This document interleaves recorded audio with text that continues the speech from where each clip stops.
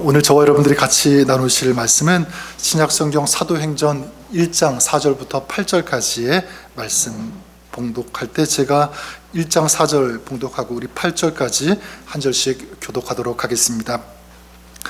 사도와 함께 모이사 그들에게 분부하여 이르시되 예루살렘을 떠나지 말고 내게서 들은 바 아버지께서 약속하신 것을 기다리라. 요한은 물로 세례를 베풀었으나 너희는 몇 날이 못되어 성령으로 세례를 받으리라 하시니 그들이 모였을 때에 예수께 여쭈어 이르되 주께서 이스라엘 나라를 회복하심이 이때니까 하니 때와 시기는 아버지께서 자기의 권한에 두셨으니 너희의 알 바 아니요. 8절까지 읽겠습니다. 오직 성령이 너희에게 임하시면 너희가 권능을 받고 예루살렘과 온 유대와 사마리아와 땅끝까지 이르러 내 증인이 되리라 하시니라. 아멘. 네, 하나님 말씀입니다. 어떤 모임 단체 중에 그 좋은 아버지가 되려고 하는 모임이라는 그런 단체가 있더라고요. 여기에서 좋은 아버지가 되기 위해서 10계명을 이렇게 만들었는데 좋은 아버지 10계명이라고 하는데 보니까 저에게도 참 찔림이 되기도 하고요, 도전이 되는 그런 내용들이 있더라고요. 그 중에 몇 가지만 소개하면 자녀들과 함께 자주 여행을 하라 있었고, 그리고 가족들에게 자녀들에게 가끔씩이라도 편지를 쓰라. 참 제 마음에 찔렸습니다. 자녀를 하루에 한 번 이상 안아주고 기도해주고, 그리고 서점에 자주 데리고 가라.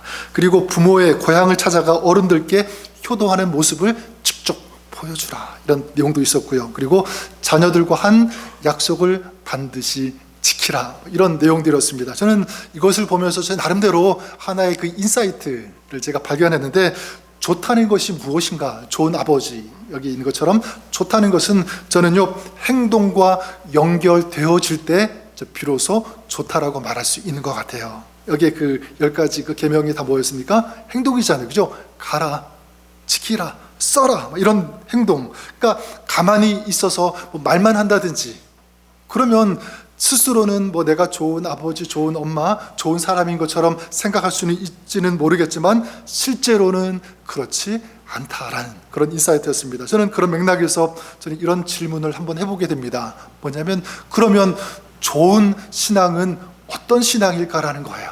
어떤 신앙이 좋은 신앙이라고 말할 수 있는가? 보통은 우리 좋은 신앙의 사람 뭐라고 생각합니까?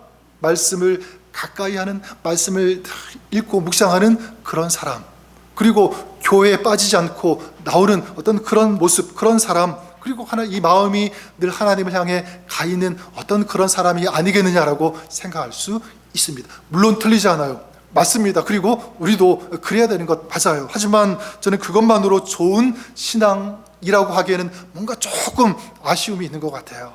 그게 뭐냐면 행동, 실천하는 것, 자, 이것이 결여되어 있다면 그럴 수 있는 거예요. 우리의 신앙은 동적인, 움직이는 그런 신앙이 되어야 되는데 그렇지 못하다면 그럴 수 있다. 차를 예로 든다면 아주 비싼, 겉으로 볼 때는 좋은 그런 차가 있어요. 근데 그 차가 전혀 움직이지 못한다면 과연 그 차를 향하여 좋은 차다라고 말할 수 있는가? 그럴 수 없겠죠. 신앙도 마찬가지라고 믿습니다. 움직이지 않으면 좋은 신앙이라고 할 수가 없다. 반대로 얘기하면 내가 움직일 때 그 신앙은요, 정말 살아있는 좋은 신앙이다라고 말할 수 있을 것입니다. 그래서 성경을 보면 하나님께서 우리 사람을 처음 지으시고 그들에게 복을 주시면서 명령하시는 그 말씀이 나오는데, 창세기 1장 28절에 하나님께서 아담과 하와에게 뭐라고 말씀하시냐면 생육하고 번성하여 땅에 충만하라, 땅을 정복하라, 바다의 고기와 공중의 새와 땅에 움직이는 모든 생물을 다스리라. 번성하고 정복하고 다스리라라고 하는 이 말씀을 주십니다. 그러니까 어떤 내용이죠? 우리가 하나님으로부터 지음을 받았으니까 우리는 좋은 존재, 복된 존재, 감사합니다. 그 자리에서 그냥 머물러 있지 말라는 거야. 감상만 하고 있지 말라. 정복하라, 번성하라, 충만하라, 땅을 정복하고 다스리라. 다 무엇입니까? 네가 그런 사람이라면 그 정체성을 가지고 이제 어떻게 하라는 거죠? 나가라는 거예요. 세상을 하여 움직이라, 수고하고 땀 흘리는 그런 존재, 그런 사람의 삶을 살아야 된다라고 하는, 이게 하나님의 명령 말씀 아니겠습니까? 오늘 우리가 읽은 말씀에도 보면 예수님께서 이제 부활하시고 승천하시기 바로 전에 제자들을 만나셔서 그 제자들에게 주시는 그런 말씀인데요, 4절에 제자들에게 이렇게 말씀하시죠. 예루살렘을 떠나지 말고 내게 들은 바 아버지께서 약속하신 것을 기다리라. 너희는 몇 날이 못되어 성령으로 세례를 받으리라. 이렇게 말씀하시면서 예수님께서 기대하시는, 그리고 그리시는 그 그림이 무엇이겠습니까? 성령이 임하고 너희가 성령의 충만을 받을 텐데, 그러면 이제 너희가 그 성령의 충만함과 그 능력과 그 은혜를 가지고 세상으로 나갈 수 있어야 된다. 그러니까 열방이 세상이 주님께로 돌아올 수 있도록 너희가 그 일을 해야 된다. 복음 확장되는 그 사명을 너희가 가서 감당할 수 있어야 된다. 예수님께서 지금 그리시는, 마음에 품고 계시는 그 그림과 그 비전은요, 바로 그거죠. 자, 그런데 제자들이 5절에 이렇게 말하죠. 주님께서 이스라엘 나라를 회복하심이 이때입니까? 물어보는 거야. 제자들은 지금 생각합니다. 뭐를 생각합니까? 예수님이 다시 살아나셨으니까, 다시 사시고 많은 그 살아계심의 증거를 우리에게 보여주셨으니까 이제 지금이 하나님 나라가 임할 때가 아니겠는가. 이제 우리가 해야 될 일은 그 하나님 나라에 들어가서 그 하나님의 그 나라의 그 은혜를, 그 축복을 누리면서 살아가면 되겠지. 아마 이런 생각을 가졌을 거예요. 그냥 그 날에만 관심이 있었던 거죠. 자, 그렇다면 여러분, 우리도 한번 생각해 보아야 됩니다. 우리가 정말 좋은 신앙이 되기 위해서 우리도 한 가지를 수정해야 돼요. 뭐냐면 그것은요, 정적인 신앙에서 머무르는 것이 아니라 어떤 신앙으로 움직여야 되냐면 동적인 신앙, 그렇게 되어야 된다. 하나님과의 관계만 내가 좋으면 되지.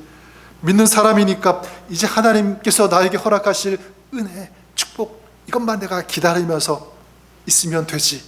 예, 물론 그것도 중요하지만 그건 정적인 신앙이라고 할 수 있습니다. 거기서 멈추는 것이 아니라 어떻게 해야 되죠? 움직이는 동적인 신앙이 되어야 된다는 사실입니다. 내 움직이는 신앙, 그러니까 하나님과의 그 관계 중요해요. 하지만 그 관계 속에서 하나님의 뜻을 알고 하나님의 비전, 하나님의 마음을 안 다음에 그 다음 어떻게 하는 거예요? 우리가 해야 할 일을 감당해야 된다. 세상으로 갈 수 있는 그런 신앙이 되어야 한다는 거예요. 그래서 8절에 예수님께서 제자들에게 뭐라고 하시죠? 예수님께서 이 땅의 제자들에게 마지막으로 주시는 그런 말씀이기도 한데요, 우리 한번 잘 아는 그런 말씀이기도 하지만 다시 한번 같이 읽어보도록 하겠습니다. 8절 말씀 한번 읽어볼까요? 자, 시작. 오직 성령이 너희에게 임하시면 너희가 권능을 받고 예루살렘과 온 유대와 사마리아와 땅끝까지 이르러 내 증인이 되리라. 뭐라고 합니까? 내 증인이 되리라. 증인이 되라. 그러니까 증인으로 그냥 거기서 멈추는 것이 아니라 증인으로 그 정체성, 그 신분을 가지고 가라라는 거예요. 어디까지 가라는 거죠? 땅끝까지. 땅끝까지. 저는 오늘 여러분들에게 도전을 드립니다. 저는 여러분이 혹시라도 정적인 신앙, 이게 내 모습이라면 거기에 머무르는 것이 아니라 동적인 신앙으로 그 신앙의 체질을 바꾸어 가시는 그런 여러분 되시기를 바랍니다. 이제 내가 주님을 위해서 어떻게 살 것인가, 고민이 있어야 되는 거예요. 주님을 위해서 내가 오늘 할 일은 무엇인가? 나는 무엇으로 하나님께, 주님께 드릴 것인가? 또 주님을 드러내는 삶을 살아야 되는데 어떻게 살 것인가? 이걸 고민하고 씨름하는 사람, 바로 이 사람이 저는 증인이라고 믿습니다. 그래서 말씀해 보면 그냥 증인이 되라고 하지 않고 내 증인이 되라라고 하시는 거예요. 자, 그러면 우리 질문해 볼 수 있습니다. 우리는 어떤 자리로 가야 되는가? 움직여야 되는가? 어떤 곳에서 주님을 나타내는 그런 증인이 될 수 있는가? 오늘 말씀 8절에 주님께서 제자들에게 내 증인이 되라라고 하시면서 어디로 가야 할지 그 장소, 그걸 언급하시면서 가르쳐 주시는데 첫 번째 그곳이 어디입니까? 먼저는요, 예루살렘과 유대입니다. 예루살렘과 유대. 자, 예루살렘과 유대는 어떤 곳이죠? 제자들에게 있어서 그 예루살렘과 유대는 어떤 곳이냐면 굉장히 익숙한 장소라고 할 수 있을 것 같아요. 그러니까 자기 일상생활 그 반경 안에 있는 그런 곳이죠. 그러니까 언어도 같고 문화도 같은 그런 사람들이 사는 그곳이 바로 예루살렘 유대라고 할 수 있는 거예요. 그러니까 굉장히 친근하면서도 가까운 사람들이 살고 있는 그곳. 근데 좀 이상한 것은 예수님께서 가장 먼저 거기 먼저 가라고 말씀하고 있습니다. 가장 가까운 곳, 가장 가까운 사람들에게 먼저 가라. 멀리 가기 전에 먼저 그것을 얘기하시는 거죠. 마가복음 그 5장에 보면 귀신 들렸던 그 사람이 예수님을 만나면서 치유받는, 고침을 받는 그런 내용이 나옵니다. 그가 고침을 받은 다음에 예수님께 요청해요. 간구합니다. 부탁을 합니다. 뭐라고 하냐면 제가 주님과 앞으로 함께 하고 싶습니다. 주님을 따라가고 싶습니다. 저를 받아주십시오. 그렇게 예수님께 부탁을 하게 되는데, 자, 이런 상황이라면 예수님께서 그래 네가 참 기특한 생각했구나. 그래 나를 따르라. 이렇게 말씀하실 수가 있는데 예수님은 그러지 않으셨어요. 나를 따르라고 하지 않고 그걸 허락하지 않으시고 오히려 뭐라고 말씀하냐면 네가 집으로 돌아가라 라고 말씀하십니다. 집으로 돌아가라. 그리고 집에 돌아가서 너에게 어떤 큰일이 있었는지, 내가 너에게 어떤 일을 행했는지를 가족들에게, 사람들에게 얘기해라, 전하라. 이런 말씀을 주세요. 뭐라고 합니까? 집으로 가라. 내가 너에게 행한 것을 가족에게 알리라. 자, 무엇을 알 수 있냐면 예수님께서 회복된 사람의 첫 번째 선교지를 어디로 정하신 거죠? 바로 집이에요. 가족입니다. 가까운 사람들인 거예요. 요한복음 그 1장에도 보면 안드레, 나중에 예수님의 제자가 되지만 예수님을 만나게 되는데, 안드레도 예수님을 만나자마자 어디로 가게 되냐면 바로 가장 먼저 자기의 형제 시몬 베드로에게 찾아갑니다. 내가 예수님을 만났다. 그분은 이런 분이다. 내가 만난 예수님을 너도 만나보아라. 이런 얘기를 하는 거예요. 그러니까 이 안드레의 전도의 첫 번째 대상도 멀리 있는 사람이 아니라 어디 있는 사람이죠? 가까이 있는 그런 사람이었던 거죠. 그렇다면 여러분, 오늘 저와 여러분, 우리에게 있어서 예루살렘은 어디일까요? 우리에게 있어서, 나에게 있어서 예루살렘은 어디일까? 벌써 여러분 답이 나올 거예요. 그죠? 우리의 첫 번째 예루살렘은 바로 우리의 가정일 수 있다는 것입니다. 이 가정, 그러니까 나의 가정 속에 있는 나의 배우자, 나의 자녀들, 우리 가족들, 혹은 친척들일 수도 있고요. 조금만 더 확장시키면 내가 일하는 일터, 우리의 이웃들, 그 사람들이 우리의 예루살렘일 수 있다는 것입니다. 많은 성도님 종종 이렇게 생각하고 얘기하시는 분들이 있는데, 네, 목사님, 선교는 특별한 사람이 특별한 곳에서 특별한 시간에 하는 것 아닙니까? 그래서 저는 부족하니까 저는 조금만 더 준비가 되면 그때 하겠습니다, 이렇게 얘기하는데, 근데 여러분 오늘 말씀 보면, 그리고 성경에 나오는 그 이야기들을 보면 주님의 방식, 이 성경의 방식은 그렇지 않은 거예요. 뭐라고 합니까? 먼데 가기 전에 특별한 시간에 하는 것이 아니라 지금 시간에, 지금 있는 자리에서 너와 가까이 있는 그 사람들에게 너가 갈 수 있어야 된다. 선교, 전도하라고 하는 것, 증인이 되라고 하는 것입니다. 네가 있는 그 자리에 가라. 그곳이 어디라는 거예요? 바로 예루살렘이라고 하는 것입니다. 어떤 분이 그 선교를 이렇게 정의한 것을 들어본 적이 있습니다. 선교는 멀리 있는 지도 위의 나라가 아니라 오늘 내 휴대폰 연락처 안에 있다. 그래요. 지금 내 연락처 안에 있는 그 이름들 수없이 많죠. 저도 그래서 다시 한번 쭉 해보니까 제 연락처 기록한 사람이 정확하게 526명이더라고요. 보면 이분들 중에 아직 그 복음을 알지 못하는 사람들 있는 거예요. 이분들이 저의 선교 대상자일 수 있다는 사실입니다. 그러니까 오늘 내가 만나는 사람, 내 삶에서 또한 언제든지 컨택이 되고 만날 수 있는 그런 사람이 누구냐면 우리의 선교 대상자일 수 있다는 거예요. 자, 그러면 그들에게 어떻게 선교를 할 수 있을까요? 가정에서 저는 이렇게 했으면 좋겠습니다. 먼저 우리 가족을 선교 대상자로 생각하는 것입니다. 또 조금 더 다르게 생각하면 선교 동역자로도 생각할 수가 있겠죠. 그리고 그들을 존중하는 거예요. 내 가족이니까, 남편이니까, 아내니까 함부로 해도 되겠지. 그런 마음 절대로 안 됩니다. 선교 동역자, 선교 대상자니까 얼마나 귀해요. 그렇죠? 어떤 그 환경 운동가가 있었는데, 이 사람이 하루 종일 밖에 나가서 막 그 대기 오염 그 문제를 가지고 막 투쟁하고 씨름하는 그런 일을 하는 사람이 있었다고 해요. 하루 종일 그 일을 하고 집으로 돌아오니까 피곤하겠죠, 힘들겠죠, 지치겠죠. 그래서 너무 힘들다고 자기 아내에게, 가족들에게 막 짜증을 부렸던 것 같아요. 그때 이 부인이 굉장히 현명했던 것 같습니다. 뭐라고 그 남편에게 얘기했냐면, 도시 공기를 깨끗게 한다고 해서 집안 공기를 이렇게 험악하게 만들어도 됩니까? 뭐 이렇게 얘기했어요. 그렇죠? 그러니까 우리가 밖에서 일해도 집에서 들어오면 그 순간부터 사실 더 조심해야 되는 게 맞는 것 같아요. 이게 선교자, 이게 선교 하는 사람의 자세가 아닐까, 그런 생각을 해보게 되고요. 또한 가까운 사람이 있다면 어떻게 합니까? 지금 안드레가 그랬던 것처럼 우리도 어떻게 해야 되죠? 주님을 만나고 주님을 경험했던 그것을 말해줄 수 있는 그런 사람, 주님께서 나에게 해주신 그 일, 주님의 그 은혜 때문에 내가 변화되어진 다 있잖아요. 그런 것들을 얘기해 줄 수 있어야 된다. 그래서 어떤 분 간증을 들어본 적이 있는데, 이분이 이걸 알고요, 매일매일 출근할 때마다 기도를 한대요. 하나님, 제가 오늘 이런 사람들을 주로 만나게 되는데, 그리고 대화를 하게 되는데, 회의를 하게 되는데, 그냥 말로만 그치는 것이 아니라 회의, 어떤 기업적인 그런 부분으로 끝나는 것이 아니라 저의 말을 통해서 복음적인 향기가 저 사람에게 흘러가게 해주십시오. 기도했대요. 매일매일. 이게 이 선교, 전도하는 사람의 자세가 아닐까요? 저는 우리가 그럴 수 있기를 바랍니다. 여러분, 오늘 나의 예루살렘 선교지는 멀리 있다라고 생각하지 마시고, 오늘 내 가정이, 우리 가족이 그 선교 대상자일 수 있다는 것을 기억했으면 좋겠고, 또 그들의 이름을 적어보는 거예요. 이런 사람, 그래 내가 전도해야지. 그리고 할 수만 있다면 매일 하루에 한 번씩, 뭐 여러분도 좋고요, 그 사람, 그 이름을 위해서 어떻게 합니까? 기도하는 것입니다. 그리고 내가 만난 주님을 전하는 거죠. 우리 가까운 사람들에게, 이웃들에게.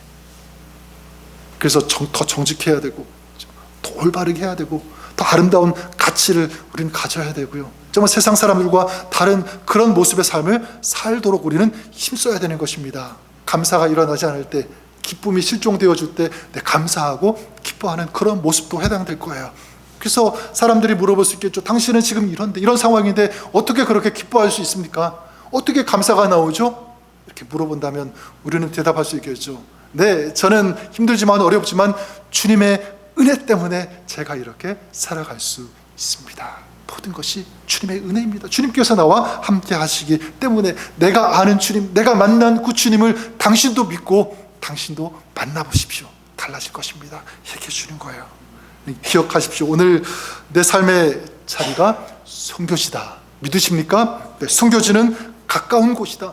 네, 이것을 우리가 믿고 오늘 여러분의 삶의 자리에서 이 선교 사역을 감당하시는 귀한 선교사로 쓰임받는 여러분 될 수 있기를 우리 주님의 이름으로 간절히 축원합니다.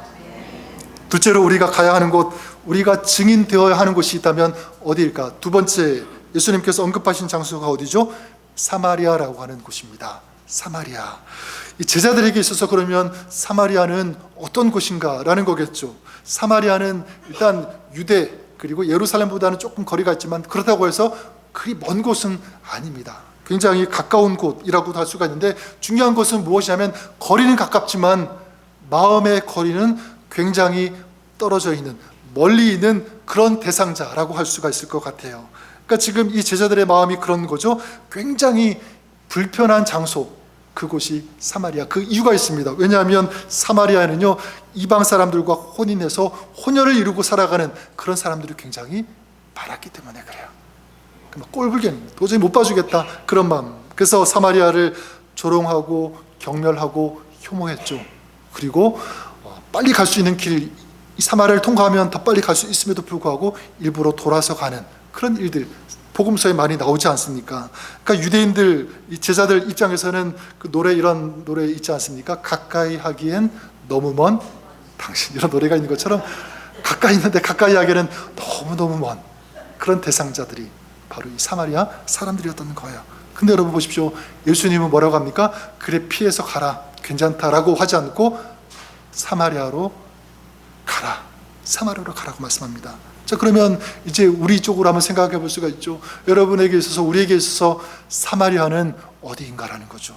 우리가 가야 하는 사마리아는 어디인가? 근데 사마리아는 지도 위에 어떤 한 장소라기보다는 우리의 마음을 점검해 보면 금방 나올 수 있을 것 같아요. 지금 제자들, 유대인들의 이 사마리아가 이 마음의 이 거리에 달린 것 아닙니까? 우리도 마찬가지죠. 그렇다면 우리에게도 마음의 거리를 생각하면 가까운 이웃, 아니면 좀 가까이 하기엔 좀 너무 먼 타 인종, 다른 민족들일 수도 있고, 혹은 내가 어떤 선입견 때문에 좀 거리를 가까이 좁히지 못하고 있는 그런 사람들도 해당이 될 수가 있을 거예요. 그렇게 본다면 이 사마리아는요, 오늘 우리 교회 안에도 얼마든지 있을 수 있다는 거죠. 사마리아에 있어요. 내가 좀 불편한 사람, 가까이 가기에 좀 조심스러운 그런 사람, 피하고 싶은 그런 사람, 내 마음이 잘 안 가요. 이해가 되지 않고 편견을 가지고 미워할 수밖에 없는 그런 사람 있을 수 있을 거예요. 근데 여러분, 주님께서는 뭐라고 말씀합니까?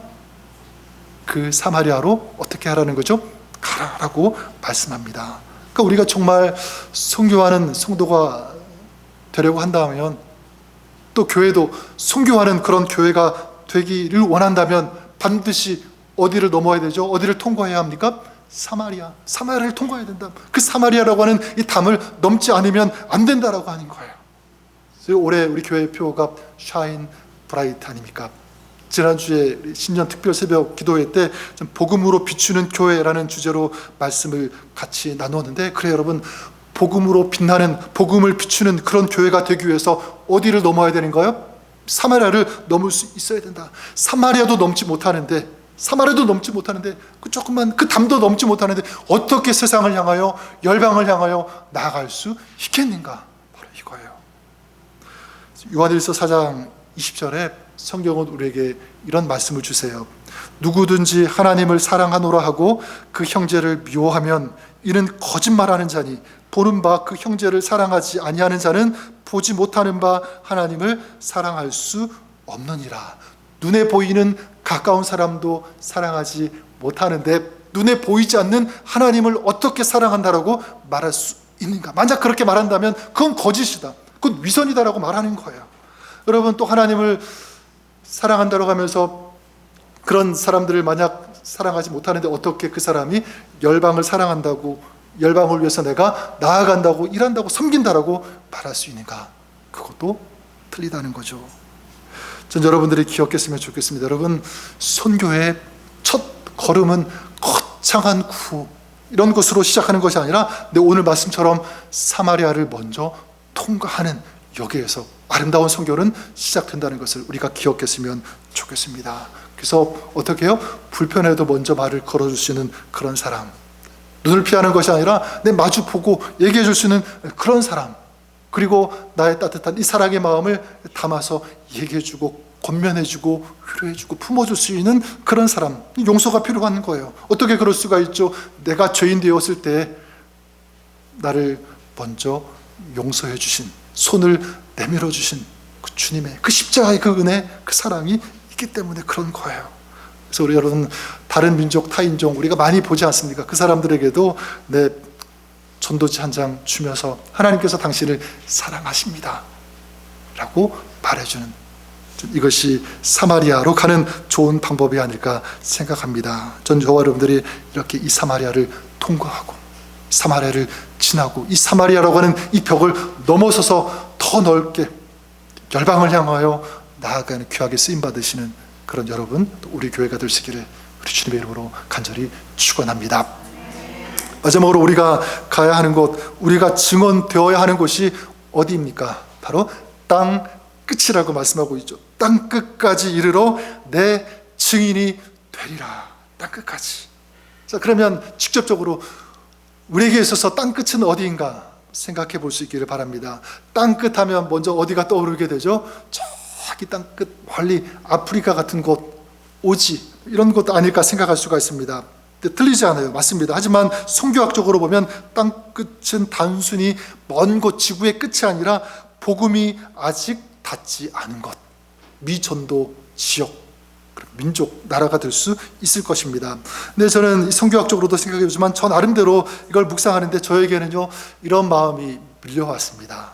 땅끝, 바로 어디냐면 하나님의 마음, 하나님의 눈이 머무르는 곳, 이것이 땅끝.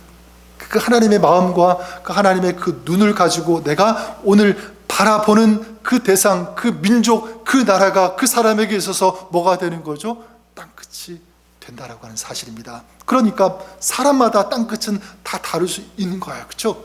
성경학적으로 볼 수도 있지만 개인적으로 볼 때는 다 다를 수 있다. 그러니까 어떤 사람에게 있어서는 우리 아까 영상 보았던 것처럼 멕시코가 나의 땅끝일 수가 있습니다. 계속 그 사람들이 생각이 나는 거예요. 기도하고 싶은 마음이 일어나요. 돕고 싶은 마음이 일어나. 그 사람에게 있어서는 그것이 땅끝이고, 어떤 사람에게는 필리핀, 몽고, 그리고 어떤 사람에게는 팔레스타인, 시리아, 그런 나라들, 중국 다 될 수 있을 거예요. 어쨌든 하나님께서 나에게 마음 주시는 그곳. 자, 그러면 우리가 어떻게 땅끝까지 가는 증인이 될 수 있는가? 두 가지 말씀드리면, 먼저는요, 직접 갈 수 있습니다. 직접 갈 수 있어요. 제가 썰랜드에서 사역할 때 가장 감동적인, 가슴 뭉클한, 또 도전이 되는 그런 장면을 꼽으라면 가장 먼저 저는 꼽고 싶은 것이 우리 성도님들, 평신도 성도님들 중에서 하나님의 부르심을 받고 결단하고 이제 선교사로 파송되어지는, 선교사로 나가시는 그런 분들, 그래서 파송 예배를 드리는데 그 모습이 아직도 생생하게 기억이 납니다. 분명히 저분들 이제 그냥 미국에서 편안하게 생활하시고 노후 생활 즐길 수도 있는데 왜 저렇게 어려운 일, 힘든 고단한 길을 가실까, 그런 생각도 일어나는, 그런데 결단하고 가시는 그런 모습들. 그때 많이 불러드렸던 그 찬송 축복의 노래가 이거였어요. 너의 가는 길에 주의 평강 있으리. 너의 가는 길에 주의 평강 있으리. 평강의 왕 함께 하시니 너의 걸음걸음 주 인도하시리. 주의 강한 손 너를 이끄시리. 이 찬양이었어요. 이 노래를 부르면서 막 축복하는데 막 가슴이 막 뭉클해지고요, 막 심장이 팍팍 뛰는 것 같고 막 도전이 되는 그런 시간, 그런 장면이었습니다. 저는 바라는 것은 우리 교회에도 그런 성도가 나왔으면 좋을 것 같아요. 또 우리 다음 세대, 우리 자녀들 세대에도 이런 주님의 증인이 자라고 세워져서 그렇게 쓰임받는 그런 우리 자녀들, 우리 다음 세대도 그런 일꾼이 나올 수 있도록 여러분들이 기도해 주시고요, 중보해 주시기를 부탁드리겠습니다. 여러분, 은퇴하신 분들 계시고 또 은퇴를 앞둔 그런 분들도 있을 거예요. 어떤 분이 그러더라고요. 저도 한번 전에 말씀드린 적이 있는데, 리타이어 하는 것, 이 리타이어 하는 것, 은퇴하는 것이 뭐냐면 리타이어, 말 그대로 타이어를 다시 갈아 끼는 것이다. 다시 갈아 끼고 서 있으면 안 되겠죠. 다시 달려가는 거예요. 움직이는 거예요. 계속 가는 것. 전 저와 여러분들이 그럴 수 있기를 바랍니다. 또한 내가 갈 수 없다면 어떻게 해야 되죠? 보내는 것. 네, 보내는 것도 선교입니다. 가는 선교도 있지만 보내는 선교도 있다라는 것. 어떻게 갈 수가 있죠? 네, 기도로 갈 수 있습니다. 기도로. 직접 땅끝까지 열방은 가지 못할지라도 무엇으로 갈 수, 기도로 갈 수 있는 거예요. 그러니까 열방을 품기 위해서 어떤 장소가 필요한 거예요? 열방을 품기 위해서 많은 거 필요하지 않아요. 골방이 있으면 됩니다. 골방에서는 기도로 모든 민족을, 모든 나라를 품을 수 있다라고 믿습니다. 하나님의 마음을 가지고, 그 열정을 가지고, 그리고 물질로 후원하는 것도 보내는 선교가 될 수 있습니다. 어떤 분이 이렇게 표현하는데 맞는 것 같아요. 후원하는 데 있어서, 보내는 데 있어서 기도는 대포다, 그리고 후원하는 것은 총알이다 라고 하는 그 말씀, 참 맞는 것 같아요. 대포는 뭐냐면 전선 뒤에서 멀리서 쏘아 보내는 거예요. 그래서 그 선교지에 큰 어떤 영적인 파장력, 어떤 영향을 끼치는 것이 기도라고 한다면, 그 대포만 있어서는 전쟁, 영적 전쟁에서 이길 수가 없겠죠. 또 무엇이 필요합니까? 실탄, 총알도 필요하다는 것입니다. 그 선교사님들 물론 기도 후원도 받지만 또 중요한 것은 뭐냐면 직접적인 총알과 같은 후원도 있어야지 선교사역을 감당할 수가 있겠죠.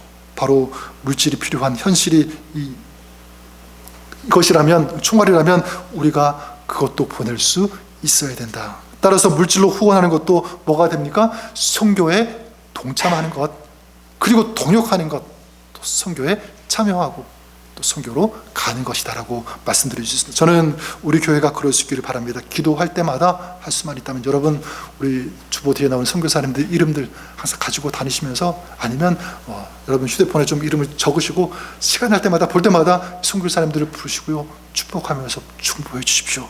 그리고 그 선교사님들을 후원해 주시는, 오늘 그날 아니겠습니까? 작정한 대로 또 약정한 대로 실천하고 움직이는 그런 여러분들 때, 우리 교회가 될 때 우리 선교사님들 더 큰 힘을 가지고 귀한 사명 잘 감당해 갈 수 있게 되는 줄 믿습니다. 오늘 주님께서 우리에게 요청하시죠. 오직 성령이 너희에게 임하시면 너희가 권능을 받고 예루살렘과 온 유대와 사마리아와 땅끝까지 이르러 내 증인이 되리라. 내 증인으로 가야 한다라고 하는 이 주님의 음성, 이 말씀을 듣고 성령의 능력과 이 성령의 지혜와 이 성령의 충만함을 가지고 예루살렘에서 땅끝까지 나아가는 주님의 이 증인으로 살아가시는, 그렇게 쓰임받는 여러분의 가정과 우리 사역, 우리 교회가 그렇게 될 수 있기를 우리 주님의 이름으로 간절히 축원합니다. 기도하겠습니다. 오직 성령이 너희에게 임하시면 너희가 권능을 받고 예루살렘과 온 유대와 사마리아와 땅끝까지 이르러 내 증인이 되리라. 하나님, 오늘 우리가 이 주님의 말씀 앞에서, 부르심 앞에서 순종하며 증인으로 살게 하시고 또 증인으로 예루살렘에서부터 땅끝까지 나아가는 그런 삶 살아가는 저희들 되게 하여 주옵소서. 이 믿음과 이 결단과 이 헌신 흔들리지 않게 하여 주시고 2026년도 우리 교회가 이렇게 귀하게 쓰임받을 수 있는 그런 교회 될 수 있도록 하나님 은혜 베풀어 주시고 함께하여 주옵소서. 예수님의 이름으로 기도드립니다. 아멘.